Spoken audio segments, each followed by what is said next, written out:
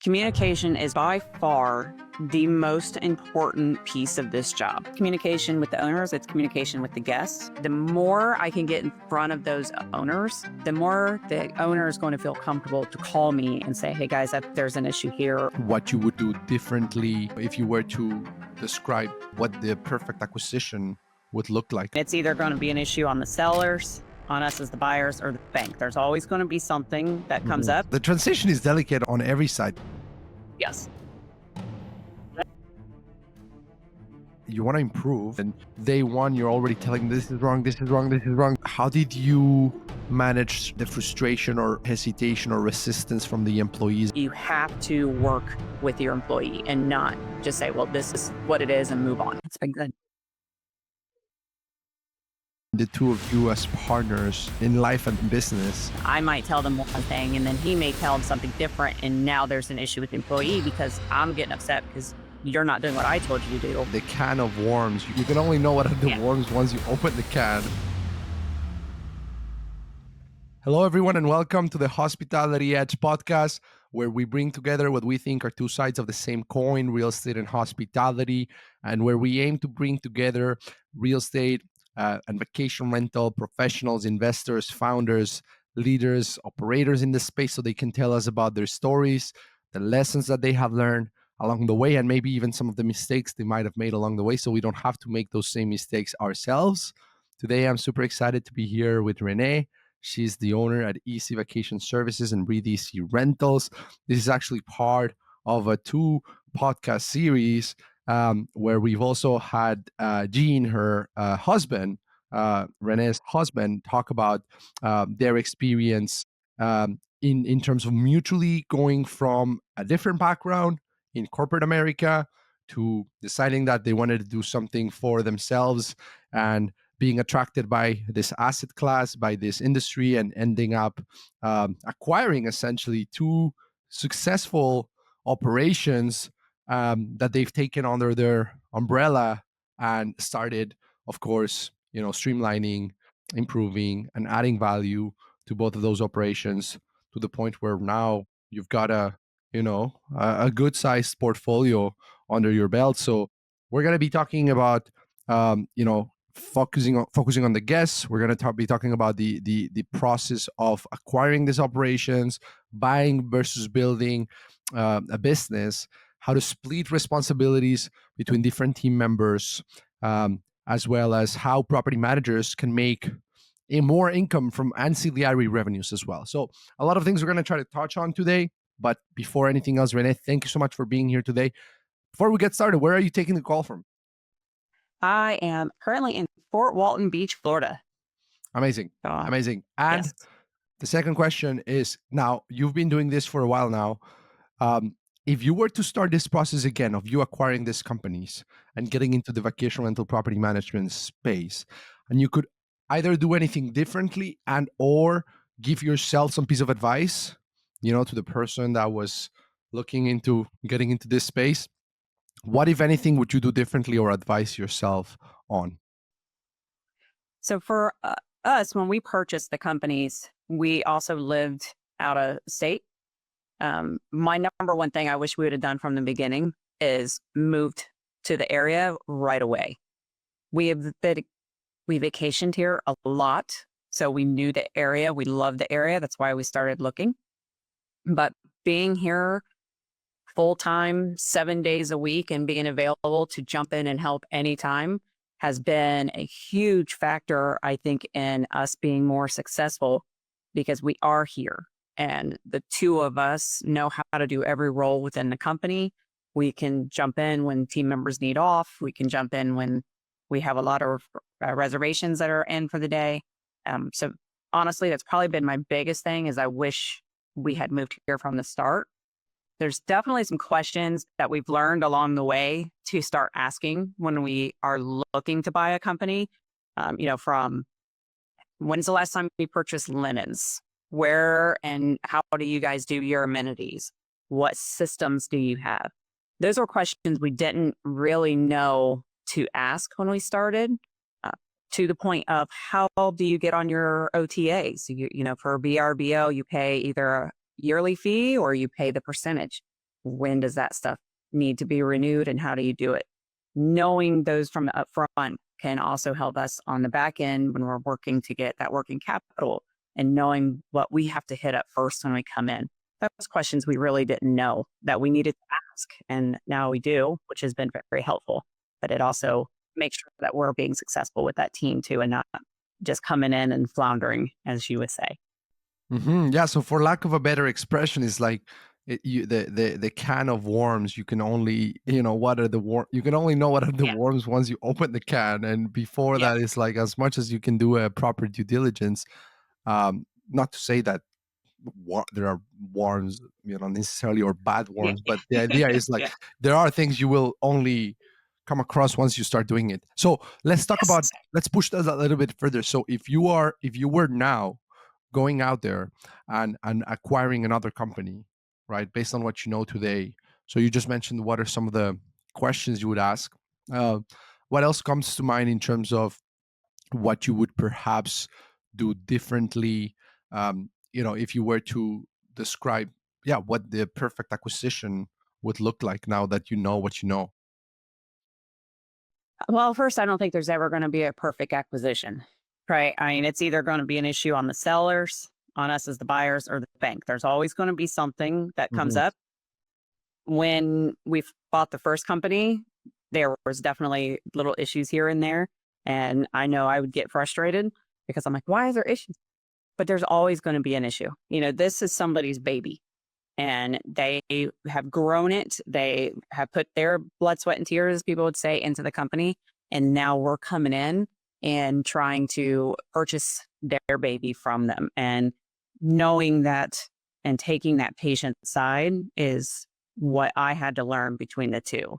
So the perfect acquisition from my side would be knowing that there's going to be issues that are going to arise and you just have to deal with them and handle it and tackle it one issue at a time.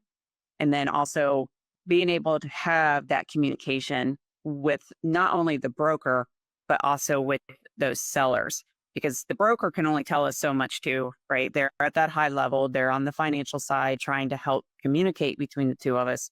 But being able to have a communication with the sellers is, to me, key to help make sure that that purchase, that acquisition is going to be successful. Because then I'm going to know who they are, they're going to know who I am.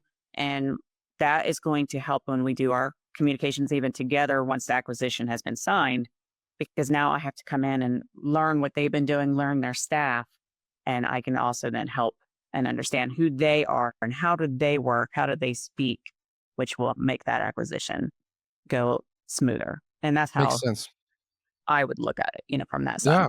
Love it, love it, love it. Now let me ask you this. So you come from the pharmaceutical space, and that gives you a perspective that's unique, because you're looking at this from a different set of eyes, of like not knowing. It's good. Like, a lot of times innovation comes from people that are outside of an industry, because they're coming in, and it's not like, oh, you take things for granted, this is the way we've always done things. It's like, oh, well, why are we doing this way, right? And so you were making the comparison between how, before you were dealing in the front line with patients, now you're dealing in the front line with guests. um, what how does that perspective give you an edge in the way you're trying to add value to the operation, in terms of trying to make improvements? Like, what is it that you are looking at from your unique background in terms of trying to improve?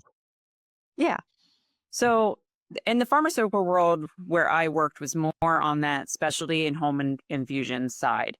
So we had, which you say is, which everybody does, everybody serves two masters. But in the pharmaceutical, we had the physicians that we had to work with and keep happy. And then we had the guests, or now I'm getting them backwards now, our patients. I had to keep them happy, as well, to work through. So always in that middle ground to keep both sides of that coin working. And in this market, it's the same. I'm having to keep guests happy and I'm having to keep those owners happy. So when I'm doing rates, I have to look at it both sides. Okay, the owner's going to want more money, but this guest is going to want lower. And it's helped teach me how to work with two different groups. The other portion from my world was all the managers and owners that I worked with in the pharmaceutical world, we were always very big on, yes, we want to be big because everybody wants to be big at some point, right? But we wanted to keep it at a hometown feel for our patients and our doctors. They would know our direct numbers. We wanted to keep them all happy. We wanted them to be able to call in and say, I need to speak to Renee. And they knew who I was to be able to speak to me. And a lot of that has been able to pull over to here because our industry is growing so much and a lot of the players are so large, and I don't begrudge them in any way. They've done exactly what they, are wanting to do. But guests want to call in and be able to know, hey, when I call in and ask for Renee, everybody here will know who Renee is. And when they call, they speak to Chris whenever they want to speak to Chris, and they could talk to Catherine or Heather, or, keeping that knowledge of my background of keeping it small and personal has helped within this market as well. Then in my pharmaceutical world, I helped from that corporate angle, which is also helping in these, is we're taking it from the mom and pop, but taking it and doing that more corporate, which is, I think, where our industry is heading and getting those more regulations put into place. But then keeping it that small town boutique is what we really want to stay working on too.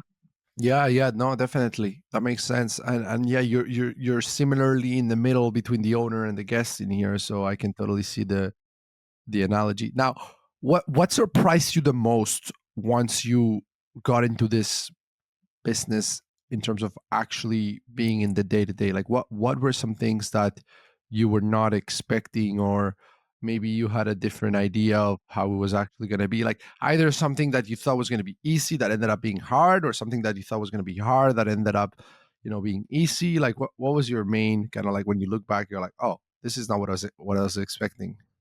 Um, Probably the biggest part that kind of surprised me was what my mindset was on guest experience versus like hospitality versus concierge, and my world, even as a guest myself, because we usually will stay in vacation rentals when we go on vacation versus hotels. We're a larger family, so it's much easier to be in one of the vacation rentals.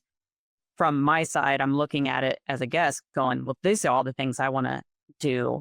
And then when I come over to be on the other side, it was, oh, well, I can't do all that. It's not realistic, or, the owner won't allow me to just do that. Where in my mind before, I'm like, oh, I can just go in and do all these little things that I think will be a huge upsell for the owner and for the guests. And then I'm having to ask the owner, and the owner's like, no, I don't want to do that. That's their investment, but a lot of them, this is their vacation home too. So I think honestly, that's probably been the biggest, is just knowing all the ideas I've had as a guest, what I wanted, I can't do.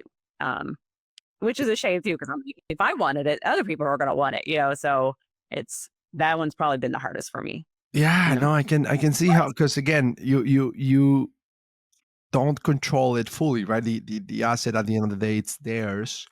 Um, and also there are different owners. There are owners that are looking at this as a business, and they're going to see it a certain way, and then there's owners that see it as a second home, and they're going to see it another way. And so yeah, they're going to want to have what they like, amenity wise, rather than what the guests would like, which is a challenge. I think one of the things with this space is that you, as a property manager, you make a commission on you know on the bookings, but you can have a property that has all the potential in the world. So in theory, you're excited about this contract, and in reality, the owner has the power to make or break that, in terms of being a good property or not, from blocking dates that are crucial, or not providing you the pricing flexibility that's required to, be able to perform. So what's been your approach with regards to, because you're adding a second layer of complexity in your case, which is not only is owner education something that's difficult by default for anyone running an operation. But now you're coming in as a new owner of the management company and trying to win them over. So what's been your approach, and what have you learned about how to get owners to understand what it takes to succeed in this space? It's communication, honestly. Communication is probably by far the most important piece of this job. And it's not just communication with the owners, it's communication with the guests, keeping the guests happy, following up, making sure that they understand and have the expectations of what it is from a guest side.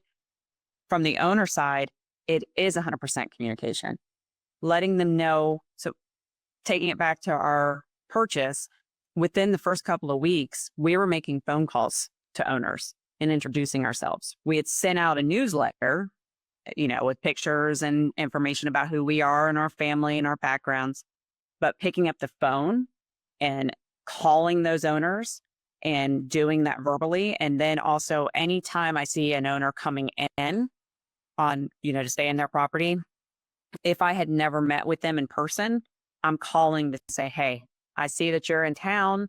Is there a time that I'd be able to stop by and meet you in person? Because the more I can get in front of those owners, the more the owner is going to feel comfortable to call me and say, hey guys, there's an issue here. Or, for example, I have a large house that I'm doing right now with rates, and the owner looked on and was like, I would like to up my rate a little bit. Perfect. So she felt comfortable enough to call me and say, hey, I've been looking at this. Can you go over why you made this decision? Can we talk through it?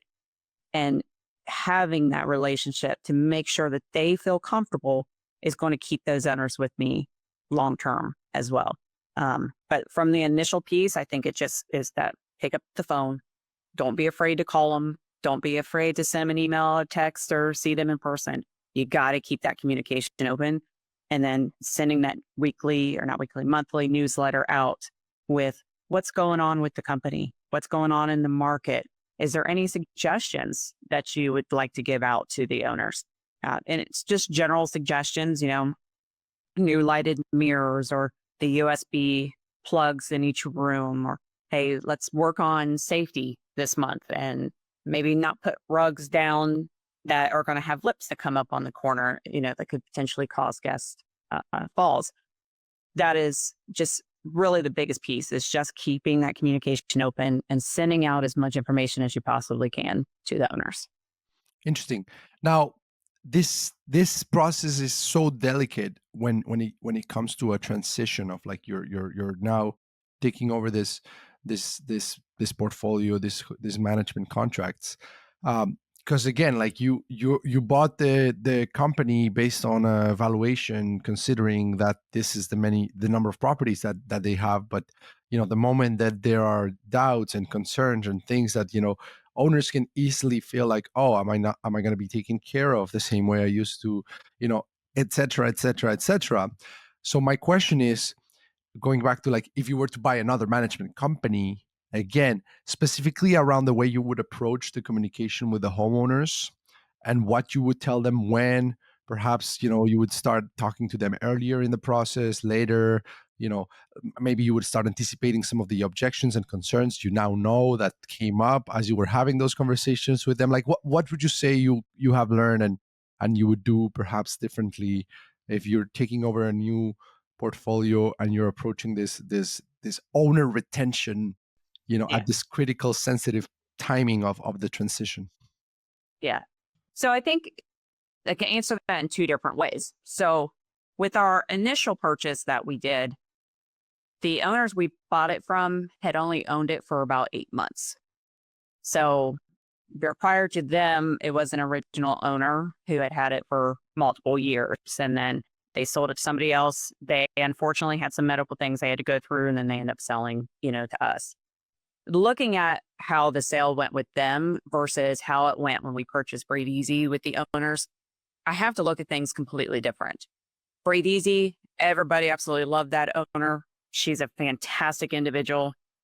And we went into it completely different because we knew who she was and how she worked with the owners. And the communication from her to the owners and us to the owners was very easy. It was very quick. We were able to do it within days after the sale. So we were prepared. We knew how to call the owners and talk with them. We sent out the emails with the newsletters as well. Um, with the original purchase with Easy Vacation, honestly, probably going forward, if I ever purchase another company, I may not purchase a company where it was just recently sold with these hands that quickly over, because it shows uncertainty with the company to the owners. If I do, I will also go with that as a very different way than I did at the initial with EVS, because I want to make sure that those owners feel certain that we're going to be here for them and that we're not going to just turn around and sell it again within 8 months. So I probably wouldn't wait another couple of weeks. I would probably do it very quickly at the beginning, start making those phone calls, put those reassurances in, let them know, hey, I can see you in person. For both, I was so used to being in the corporate world. I already had an agenda written out. I knew exactly who I was calling, when I was calling them, what I was going over. Of course, they threw questions here and there. The biggest ones were, am I changing staff? No. There's a reason both companies are where they're at, and it's because of their staff. And I know that. Gene knows that. So for us coming in, it wasn't to change the staff. It was to just grow them into positions better, higher up in their positions if they wanted to, and just build more upon the team, add more staff members in. We didn't want to come in and just change it all up, because there's only little things you can change up and grow with them. But that's probably the when I look at any future acquisitions, that's going to be the number one thing I'm looking at. When was the last change? Has there ever been a change? And then I know I can, within days, make those phone calls so that there isn't any unsettledies and there's no this owner's talking to this owner and sharing different thoughts, and then it spirals, that whole telephone game kind of Yeah, happen. So that's what I interesting. call And it. I can imagine that how long the owners have been with the company can also play a It role. does. Yeah. I think if they're with the company longer, I think they would give the better chance, because they feel good where they're at. They know that the previous owners were there, at least in my perspective. I think they would give us a better chance. And that's like with Breathe Easy, that all the owners are still there. They've all talked to us. We've all met them in person and are like, look, we like Breathe Easy. We love your staff. So we're going to stay unless something else happens to change our minds. For EVS, that multiple turnovers, that for the owners, that was a little bit harder, but a lot of the original owners, stayed. And actually a lot of the ones that only been a little bit has also stayed. But if I was an owner, I would understand if you were newer to the company. You're like, wait a second, I just came and now you've sold. The loyalty isn't there. It has not been built with those owners, with the staff. That, Yeah. like I said, it was the number one question whenever the owners talked to me was, are you getting rid of staff? Are you getting rid of Catherine? We love Catherine. Are you getting rid of Heather? We love Heather. And I'm like, nope, we're not getting rid of any of them. We actually promoted them, and worked with them on that stuff. That's, Interesting. um, And yeah, I can imagine as well the seller playing an important role in terms of being an advocate for the fact that you guys are going to take good care of them. Because yeah, if you have a situation where the seller is just kind of like trying to get out of it and doesn't want to get involved in the transition, yeah, then that can be extremely hard. yes, yeah. And luckily enough, in our situation, both sets of owners were very much stayed around. And still, if I had questions, they would be just as quick to answer my call or text message. So we were definitely very lucky in that standpoint, that both sets of owners were, very involved and very open and willing to share any information that they had. So we were That's very awesome. lucky. That's awesome. That's awesome. Now, let me ask you this. So you close on this acquisitions, and everyone's happy. You're celebrating. Now it's like, okay, day one. There's 1,000 things you could do.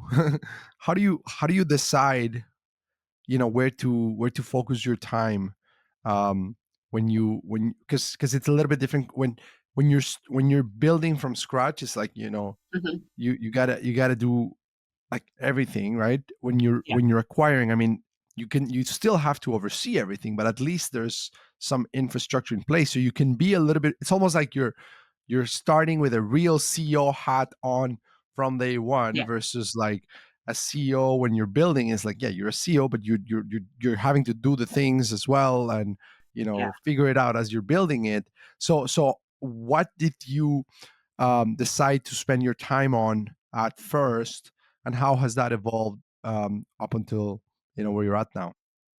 Yeah. So when we did both acquisitions, the first couple of weeks was spent completely with the previous owners, going through everything, passwords, websites, payroll, legal things, owners go, sitting down and saying, okay, owner A, what are they like? Owner B, what are they like? Find out. Some owners want communication, some don't. Some give you a blanket, just do what you need to do to keep the guests happy. Some say, nope, call me every single time. So that was probably the first 2 weeks for each acquisition.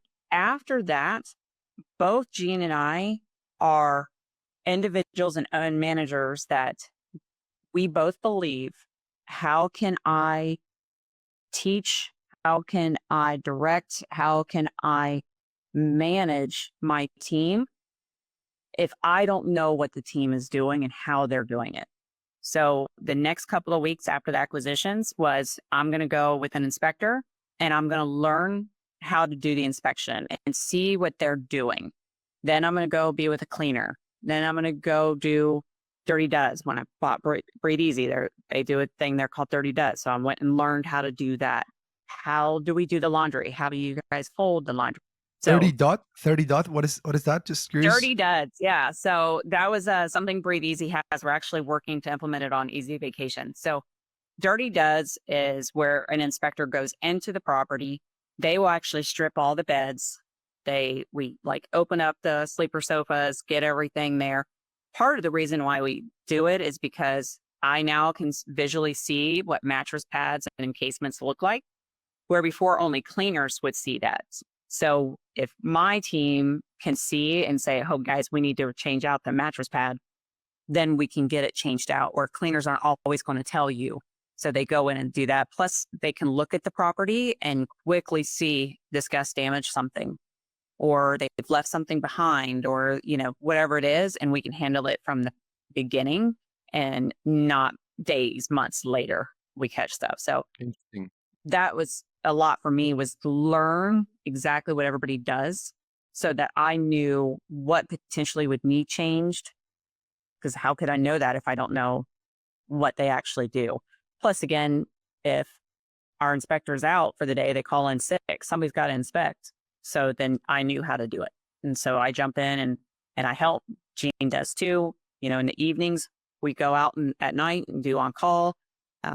Changing locks on doors or putting new batteries in. And, so that was probably after the whole thing with the owners. And that was it. That was initially, as soon as the owners were gone, it was sit down with each staff member and learn what everybody does so that I can do it too.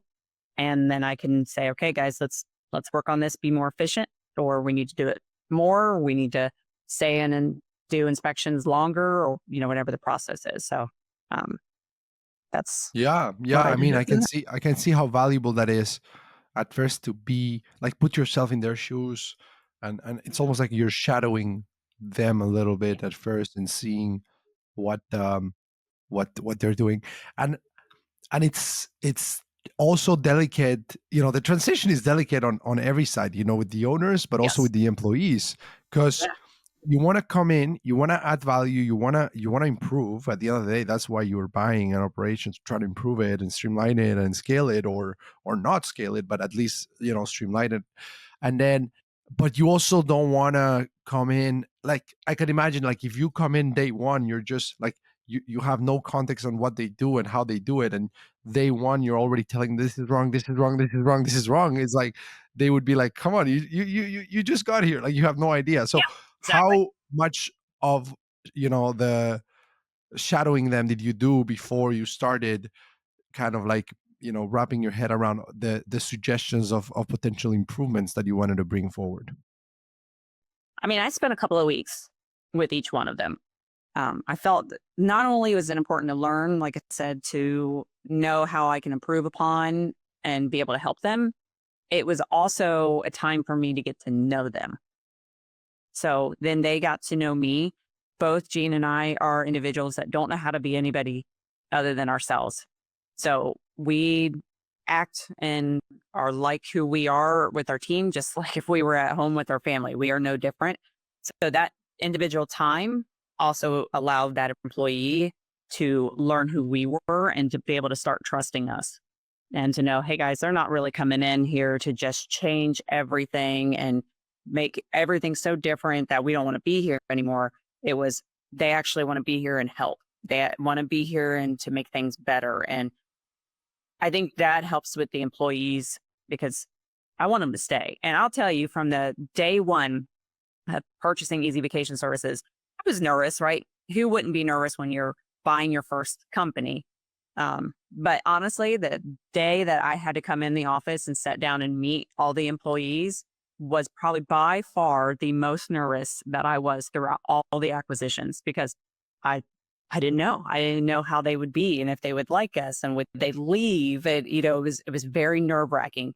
Um, but they've all stayed, and I would love to say that many of them have become friends, not just employees, because it was important to us, to them to know who we were. So shadowing them over those couple of weeks, like I said, was not just for us to learn the position. It was for us to learn the employee and then the employee to learn who we were.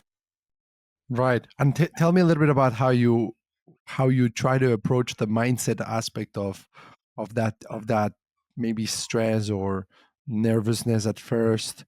Like, because you have the corporate background, like it's not a matter of like not knowing how to do things. It's just that you're stepping in as a new owner, and it's like just the uncertainty of everything you just said. Like, are they gonna like us? Are they gonna boycott us? Like, are they gonna quit? Like, are they gonna, you know what I mean? So what was the self talk that was going through your head like that first day when you were Um, coming out of the office to address it I would be correctly? honest, there really was no self talk to myself. Gene is definitely more even kill when it comes to that. He doesn't get as nervous. It was flip flopped. So he was more nervous about the business buying than he was meeting the team, or I was more nervous on meeting the team than the buying the business. So Interesting. it was him honestly talking me through it and just saying, you'll be fine. They'll be fine. Once they get to know us, they will all be good. And, and there was the extra layer of nervousness because we knew Easy Vacation had just been purchased. As the team say, they had whiplash. They were with one owner, the original owner for years. And then a new owner came in and quickly turned around and sold it. So they were like, we had, sellers whiplash here. So there was that added nervousness on too. So it really honestly was not a lot of self-talk in myself. It was Gene talking me through it and just saying, it'll be okay. One way or another, we will always make this work. People like us, we'll be good, once they get to know who we are. And so far it seems to have worked really well. We actually And the had other way an around too, employee. you were the one telling him like, don't worry about Yeah, the in the about the initial. Yeah. acquisition side. Yep. It's like, it's gonna work out. We're gonna get the financing, whatever that might be. Yep. Yep. That's it. So That's it's, it. and that's, I know we talked about it before, but that is why Gene and I work really well together too, is we do that separation and we both have different benefits and both of us know different aspects of the corporate world and we can bring in and we can merge really well with the team. And, both him and I are very sarcastic and individuals and we like to pick on each other and the office knows that. And our director on the EBS side and the director on our Brady side will pick on him just as much as I do. And it's definitely helped and that Good. relationship and keeping the team members. And to a point we had an Easy Vacation team member who had quit and left with the owners that sold it to us. And then her fiance worked for us. And she was like, he's so happy now and wanted to come back. So she's now works for us and I'm working with her to get her to be a head instructor or a property manager role because of it. Interesting. So And it's tell been me good. more about the way you've decided to split the responsibilities between the two of you as partners in life and business. What's been the approach there? Has it been like just a clear, like, you know like role definition of like you're gonna do this, you're gonna do that, or is it at first were you trying to figure it out, or were you coming in with a clear idea of how you were gonna No, split we the role? pretty much came in with a clear idea. We knew that working full time together every single day and being home together every single day could put a strain on our relationship. We also didn't want to put a strain on the employees, right? Because now they have two owners that are in working every single day with them. And I might tell them one thing and then he may tell them something different. And now there's an issue with the employee because I'm getting upset because you're not doing what I told you to do, not knowing that he has also told them something different.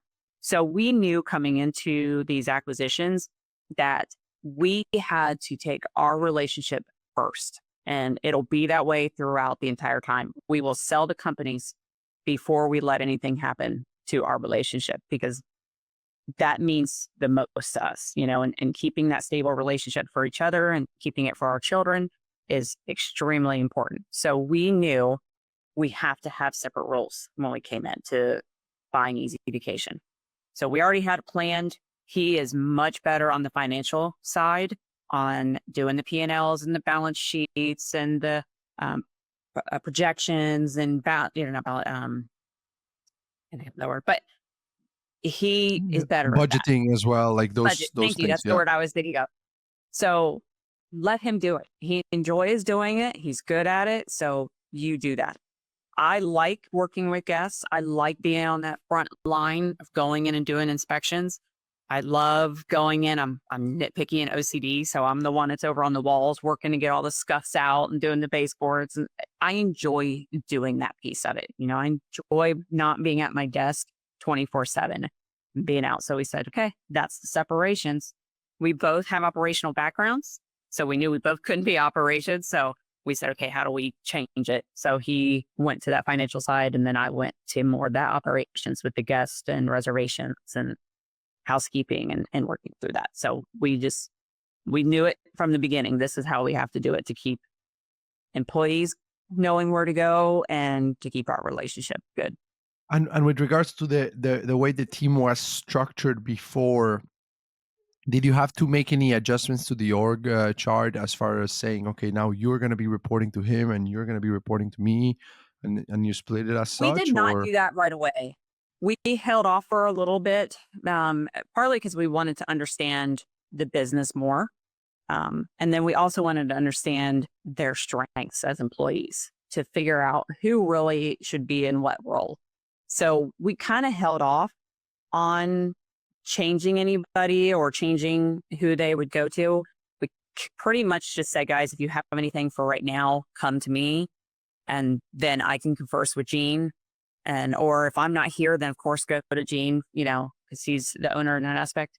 So we held off on doing that. So for example, we learned very quickly that one of our guest reservation staff members, he comes from a sales background. That is his role. I mean, he managed and ran multiple auto sales up in New York for a long time. He's great at it. So he's great with the guests. He can sell anything to these guests very politely. He does it. We've done a huge uptake in selling extra nights and early and late checkouts and going through that process because we knew what he was good at, put him at what he was good doing. And now he's also helping call and try to get new owners to come to us. If we had moved him into a different position from the beginning, we would not have learned what his true strength was behind there. So we did eventually start moving people underneath underneath him or underneath me, but we took the time first before we did that. Like I said, we Yeah, wanted to know what they were good at before we did it. that makes sense. That makes sense. And in terms of what you were saying earlier, regarding the guests, when it comes to, you had this idea of what you wanted to improve, and then you had to rely on the owner accepting or giving you the green Mhm. light there. How have you approached that in terms of what improvements have you been able to implement on the guest side without maybe requiring the owner's approval, or how have you approached like trying to get their approval for those things that you do think are Yeah. must? haves, but that they were maybe hesitant at first? What's been your approach there? Yeah. So for many of the owners, Gene will end up talking to. Gene does a very good job at saying, and I think partly it's because he's got that deep, manly voice and he's very like, this has to be done. And here's the reasons why. And he can label and put it out there very easily for those owners. So a lot of times I'll end up telling him, like, hey, can you call this owner and ask them to do this? If they're owners that I have a really good relationship with, I'll do it.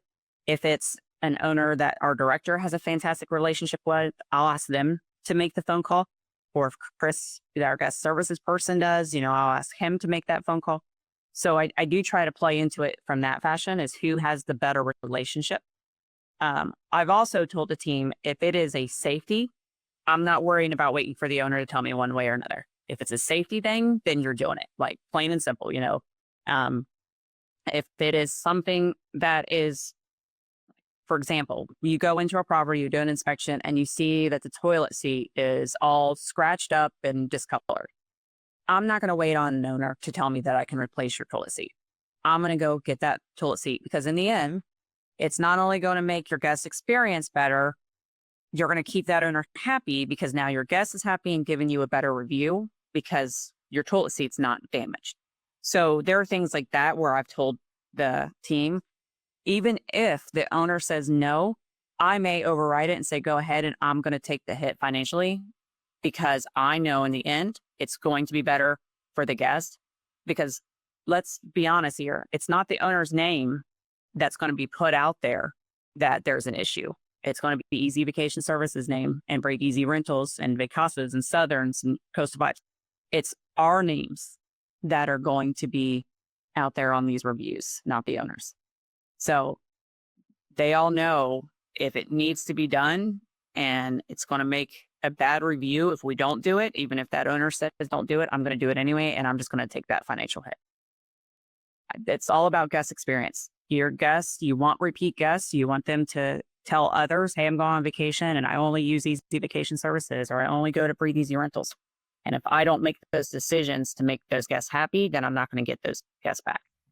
And there's probably like 1,000 things that we could give as examples here, but like, what do you think are the ones that perhaps like have moved the needle the most, or do you think have the potential to move the needle the most in terms of maybe things you've seen across, the two portfolios be a recurring theme of like, okay, this is an improvement that needs to happen, in all properties here or most properties here. Like what would that be?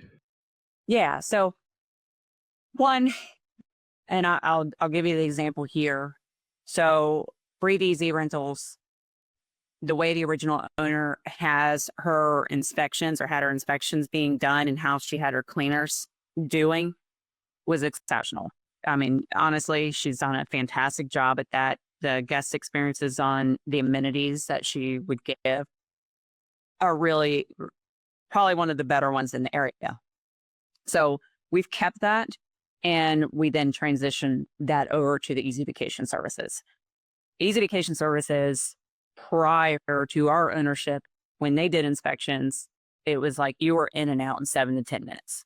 And that was a question when we first bought the company, before we even had Breathe Easy. We're like, how do you do a 7 to 10 minute inspection? Like, there's no way you can actually go in and do an inspection that quickly. So we had said, no, you're in 30 to 45 minutes, depending on the size of the property, or even longer. We have a 7-bedroom home. You're going to be in there longer than 30 minutes. You need to be inspecting that, opening up every drawer, looking at every bed. You're looking at walls, you're looking in drawers, making sure the plates are clean and the silverware's clean. So we really did that because cleanliness is the number one thing guests are going to look at. And if it looks dirty when you first walk in, the experience is just going to go down. So taking then and building upon what Breathe Easy was doing, we then merged that over to Easy Vacation Services. We're also working on with Easy Vacation Services to transition over to Breathe Easy is the way we handle guest communications. So Easy Vacation, we make phone calls to guests when they make a reservation. We send them out information. We send out the text messages to them and guests appreciate that. They don't, you have some guests they don't want to be bothered. But transitioning that over to the Breathe Easy side is just building that guest experience up too. So I think having communication again, as I said earlier in this show, communication is key. And doing that communication early with your guests is helping move both companies further on getting repeat guests. Does that answer your Yeah. question? Yeah, for sure. So longer inspections, makes sense totally. And also, yeah, proactive communication with guests. That's huge as well.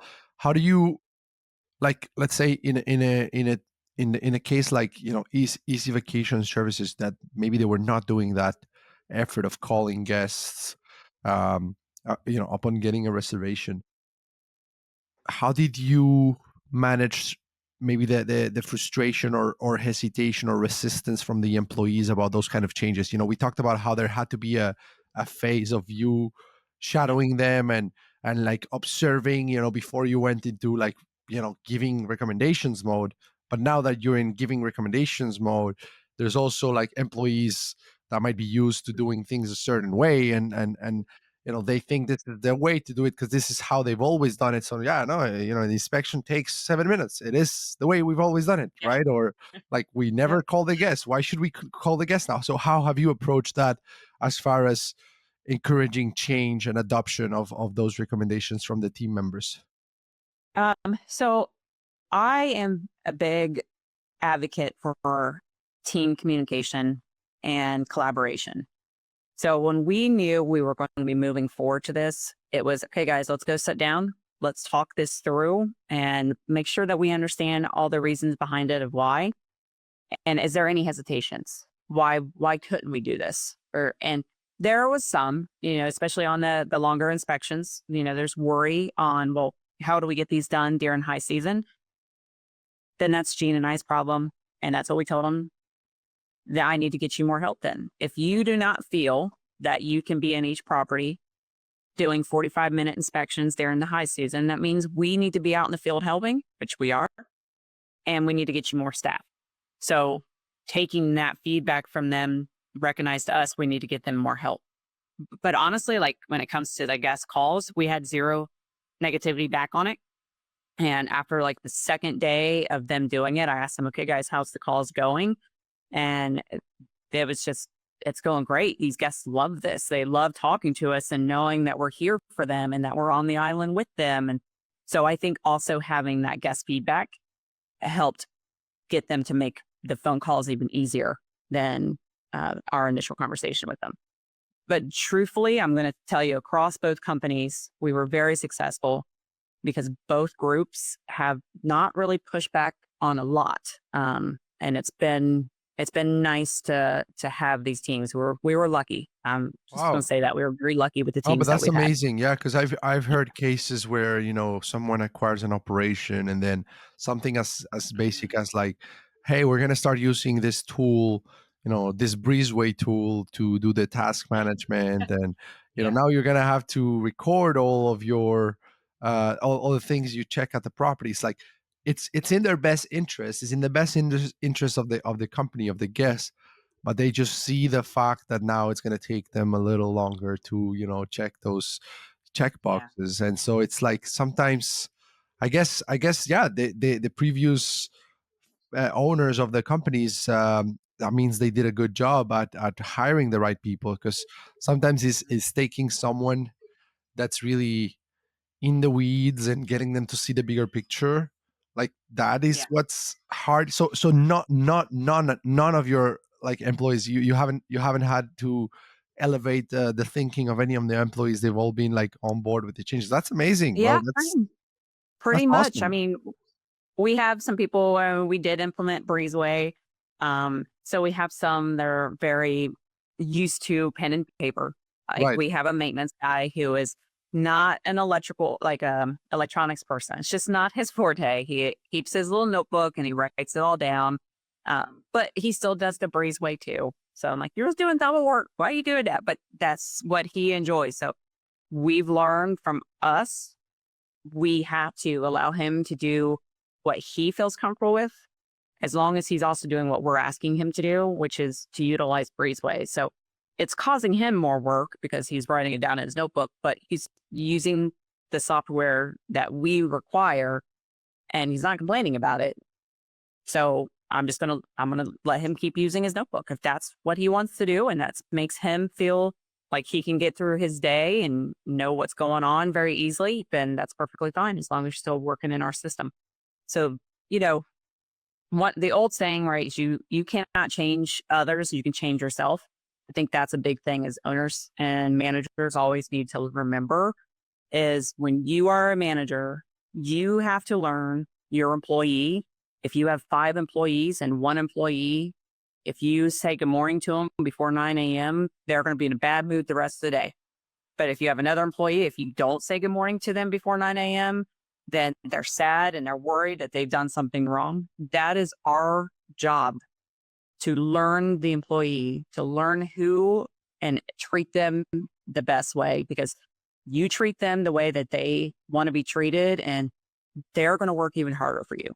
So for me, with these employees, learning who they were from the beginning allowed us to build that relationship, to know when I want to make changes, how to make the change. What's the best way of doing it for this employee? Is this employee just give them an SOP and they're good to go? Does this employee need to be set down and go through it one by one step in person? It allows you to start making the changes that you want to do.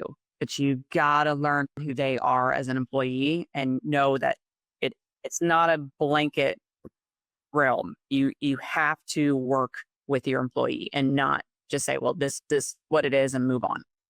At least that is my perspective. And it's Yeah, no, been it's very interesting. Yeah, because otherwise you go in and you're like, this is what it is, and this is how why, and not even why, like this is it, and then Mhm. like you expect that everyone's gonna take it the right way versus what Yeah. leadership actually is, which is you try to, like you said, personalize the approach depending on their personality, their goals, where they're at. It takes more time, right, to do that than just to say the It same does. thing to everyone and just be like go and implement it. But I think what you said about like the impact is much better because the person's going to feel more committed. They're going to feel like Mhm. they're part of this. They're going to take full ownership. So Yeah, I guess what you're saying is it takes longer, but it pays off. it does. Because we can't be here if it wasn't for them. And I know that, so I need to make sure I'm treating them the best way I can treat them. And if that's hand holding, then I'm going to hand hold. If it's leaving them alone until they've had their morning coffee, then I'm going to leave them alone until they've had their morning coffee, so that I can have a good day with them and keep them happy, because it's going to cost me more money to have to replace them if they aren't happy and leave than it is just to keep them happy. So it's one thing I think a lot of markets, a lot of different corporations and that have lost over the time is keep your employees happy. They will stick with you. And when they're happy, then whoever your vendor, your guest, your patients, whoever it is, are going to be happy. So keep them happy. And Yeah, that's, take care of your people, and they'll take care of the guests, and they'll take care of the owner. And the other thing I find super interesting in what you're saying is that what makes one employee happy is not what's going to make the other employee happy. So, and I can see people thinking, oh well, that's not scalable to be having to adapt your approach, to each employee. But at the same time, what's the alternative? Is you right. lose them? You're just going to turn over. It's going to cost you. So take the time. Yeah, no, that's very interesting. Renee, to wrap it up, are there any final thoughts of advice or any final lessons you'd like to share as far as like this journey that you've been on in terms of the transition, the learning, anything else that comes to mind as far as final thoughts of wisdom or advice here? Yeah. So honestly, probably my biggest 2 wisdom things is going back is your employees. Treat them like family. Treat them the best that you can, and they will do the same for you. The other piece of it is don't be afraid to ask your employees for their opinions. If there's anything that you think they think there should be a change of, because they're the ones that are in the front lines. They are working in that realm every single day. They may have ideas for you that could make your process better. So don't be afraid to ask them those questions. And actually, there's third one here is don't be afraid to go outside of your market to hire people. We have just hired an individual who actually worked in a factory making and putting together Jeeps. She did safety and inspections on the Jeeps. That was her realm. She is fantastic in this. She has never done short-term vacation rentals before, but that detail of being in and having to look from a manufacturer side, that factory of putting together Jeeps and making sure that they're safe and in order, it has came over and has excelled on this side of it. So don't be afraid to go outside of the market to hire somebody. You can teach anybody anything, but you cannot teach them personality and drive. So that is my complete advice. And I've lived on that ever since the day I started working in pharmaceuticals. And it's just been the best thing that I have ever done is not being afraid to hire somebody and training them the new roles. That's super interesting. Yeah, because at the end of the day, you're right about there are things that can be taught, but yeah, no, who you your values, your personality, how motivated you are. I mean, you can try, but good Yeah, luck trying to change those. So exactly. You can't change others. that's amazing. Well, listen, Renee, this has been awesome. Thank you so much for taking the time. It's been great to have you on. I've taken some notes You. here. Hopefully, the audience has as well. And um, yeah, I really, really enjoyed the conversation. Thank you so much for taking the time. Thank you. You guys have a great day. Have a good one.